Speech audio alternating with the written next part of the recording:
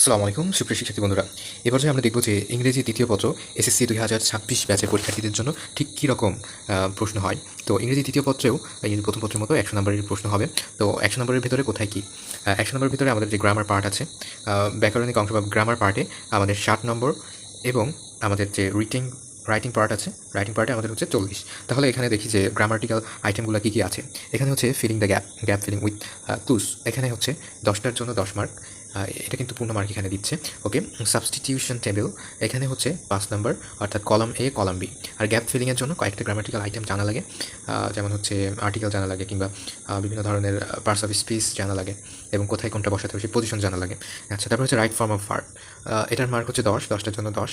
আচ্ছা, এখানে অনেক নাম্বার দিয়েছে। ওকে, রাইট ফর্ম অফ ভার্ব জানার জন্য আমাদের রাইট ফর্ম অফ ভার্বের রুলস পড়া লাগবে, ভার্বসগুলোর টাইপস পড়া লাগবে। এনিওয়ে, তো চেঞ্জিং সেন্টেন্স বলতে বোঝায় হচ্ছে affirmative, negative, assertive, interrogative, exclamatory and simple complex compound. তো এই গুলার পারস্পরিক রূপান্তর থাকবে। তো প্রত্যেকটার জন্য 1 মার্ক করে, 10টা থাকবে 10 মার্ক। ওকে, তারপরে হচ্ছে ট্যাগ কোশ্চেন থাকবে আমাদের। ট্যাগ কোশ্চেনের মার্ক হচ্ছে 5টা থাকবে ট্যাগ কোশ্চেন, 5টার জন্য 5, এবং হচ্ছে সাফিক্স অ্যান্ড প্রিফিক্স থাকবে। সাফিক্স অ্যান্ড প্রিফিক্সের জন্য হচ্ছে 5, আর থাকবে হচ্ছে প্রিপোজিশনের জন্য হচ্ছে 5। ওকে, আর হচ্ছে থাকবে কানেক্টরসের জন্য থাকবে হচ্ছে 5টা, ঠিক আছে, 5 মার্ক। তারপর হচ্ছে পাঞ্চুয়েশন অ্যান্ড হচ্ছে ক্যাপিটালাইজেশন, এটার জন্য থাকবে হচ্ছে 5।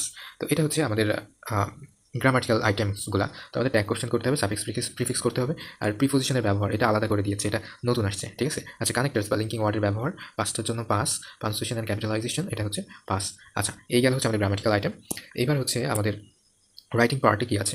রাইটিং পার্টে আছে হচ্ছে প্যারাগ্রাফ রাইটিং অথবা হচ্ছে ইমেল থাকতে পারে, লেটার থাকতে পারে, কিংবা অ্যাপ্লিকেশন থাকতে পারে, যে কোনো একটা থাকতে পারে। তো অ্যাপ্লিকেশন থাকতে পারে। সো রাইটিং শর্ট কম্পোজিশনের জন্য হচ্ছে 20 মার্ক। কম্পোজিশন লিখতে হবে কিন্তু, ঠিক আছে। So very careful. Okay, about the composition.